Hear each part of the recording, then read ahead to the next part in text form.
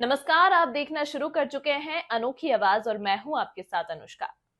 महाराष्ट्र के पुणे स्थित आईसीएआर कृषि और प्रौद्योगिकी अनुप्रयोग अनुसंधान संस्थान में किसान सम्मान दिवस पर आयोजित कार्यक्रम में महाराष्ट्र के मुख्यमंत्री देवेंद्र फडणवीस साथ केंद्रीय कृषि मंत्री शिवराज सिंह चौहान शामिल हुए, जहां किसानों, कृषि विज्ञान केंद्रों, कृषि उत्पाद संगठनों तथा विभिन्न संस्थाओं द्वारा लगाए गए स्टॉल का अवलोकन किया। आगे कहा गया कि हमने उत्पादन और निर्यात को बढ़ाया है। हम विदेशों में गेहूं एक्सपोर्ट कर रहे हैं। हमारा बासमती चावल दुनिया में धूम मचा रहा है। किसान की पहुंच विज्ञान तक हो और लैब में जो प्रयोग हो रहे हैं वह लैंड तक पहुंचे, इसके लिए हमने आधुनिक कृषि चौपाल शुरू किया। साथ ही मध्य प्रदेश को याद करते हुए क्या कुछ कहा, आप भी सुनिए। मध्य प्रदेश में जब मैं मुख्यमंत्री बना तो अन्न का उत्पादन था 1,59,00,000 मीट्रिक टन और वो 3 साल पहले 6,19,00,000 मीट्रिक टन हो गया था। पूरे देश के आंकड़े भी प्रोफेसर विजयपाल जी ने बताए। अरे वो जमाना गया जब पीएल 480 सड़ा हुआ गेहूं अमेरिका हमको भेजता था। आज हम 4.5 लाख करोड़ का एक्सपोर्ट कर रहे हैं। हमारा बासमती राइस दुनिया में धूम मचा रहा है। सरबती गेहूं और विशेषकर एमपी वीट की तो बातें ही अलग है। तो कई चीजों हम ग्लोबल लीडर भी हैं। उत्पादन हमने बढ़ाया है। हाँ, एक चैलेंज है। कई चीजों का उत्पादन कंपेरेटिवली पर हेक्टर कम है। हमारा सोयाबीन अब पर हेक्टर उत्पादन कम है दुनिया के बाकी देशों के मुकाबले। वो चैलेंज है, वो हमारे वैज्ञानिकों के सामने चुनौती है। अब ये बात अलग है, कुछ लोग जीएम सीड्स का उपयोग करते हैं, लेकिन हमारी कुछ मान्यताएं, उसके जो नुकसान है उसकी तरफ भी हमको ध्यान देना पड़ता है। लेकिन मैंने पता किया तो कि जेनेटिक मॉडिफाइड सीड्स के अलावा भी अब चीन में नहीं होता उपयोग, लेकिन उत्पादन ज्यादा है। पहली हमारी प्रायोरिटी है उत्पादन बढ़ाना, और उसके लिए 3 चीजें जो अभी प्रोफेसर विजयपाल जी ने बताई। टेक्नोलॉजी का इस्तेमाल,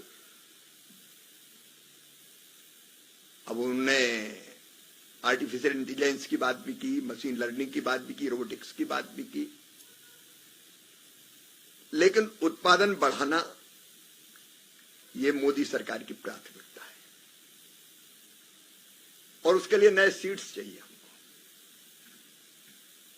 अभी प्रधानमंत्री जी के हाथों कुछ दिनों पहले ही, कुछ महीनों पहले 65 फसलों के 109 बीजों की नई किस्में हमने राष्ट्र को समर्पित की थी। लेकिन एक गैप और है कि वो जल्दी से जल्दी किसान तक पहुंचे कैसे। Breeder seed, foundation seed, certified seed, breeder से फाउंडेशन, फाउंडेशन से सर्टिफाइड, वो सफर लंबा हो जाता है। तो इस बार हमने कोशिश की है कि तुरंत नए बीज रिलीज हुए, प्राइवेट सेक्टर को भी हमने कहीं इन्वॉल्व करा। कृषि विज्ञान केंद्र, एग्रीकल्चर कॉलेज, यूनिवर्सिटीज कैसे तेजी से उत्पादन करके पहुंचाए किसानों तक। दूसरी जो उत्पादन बढ़ाने के लिए क्रांति हो रही है,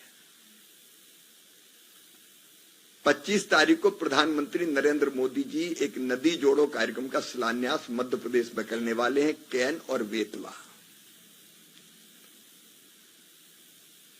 इसके पहले राजस्थान मध्य प्रदेश में समझौता हुआ। जब वो मुख्यमंत्री थे गुजरात के, तो उन्होंने नर्मदा जी के पानी को कई नदियों में पहुंचाया। मध्य प्रदेश में भी मैं नर्मदा जी के पानी को छिपरा में ले गया, गंभीर में ले गया, काली सिंध में ले गया, पार्वती में ले जा रहे थे। एक तरफ बाढ़ और दूसरी तरफ सूखा, एक तरफ नदियों में जल और दूसरी तरफ वहां बाढ़ के कारण हालत खराब, दूसरी तरफ पानी नहीं है। तो जहां ज्यादा पानी वहां से वहां ले जाओ, जहां पानी नहीं है, कम पानी है। तो उस प्रोजेक्ट पे भी तेजी से काम हो रहा है। मोदी है तो मुमकिन है, मुझे लगता है बहुत तेजी से काम चल रहा है। लेकिन उसके साथ साथ अब पानी का जो उपलब्ध पानी है उसका बेहतर उपयोग कैसे करें। प्रधानमंत्री कृषि सिंचाई योजना, इसलिए क्या ये कैनाल इरिगेशन छोड़ो। मध्य प्रदेश में भी मैंने जितने प्रोजेक्ट बाद में बनाए, कैनाल इरिगेशन नहीं, प्रेशराइज पाइप की प्रणाली।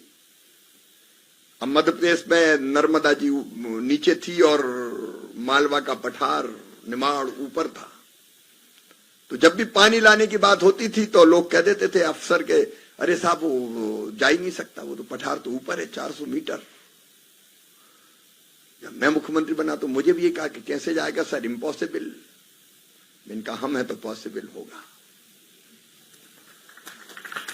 और हमने शक्तिशाली मोटरें लगाई, पाइपलाइनें बिछाई और मोटर चला के नर्मदा मैया से कहा चले चलो मैया किसानों के खेत में ऊपर की तरफ, तो आ गई। तो तरीके निकालने होते हैं। और अब पानी के लिए भी अब ओपन नहरों से पानी क्यों ले जाए, ड्रिप और स्प्रिंकलर बिछाओ। इस खबर में फिलहाल इतना ही। अन्य खबरों के लिए देखते रहिए अनोखी आवाज।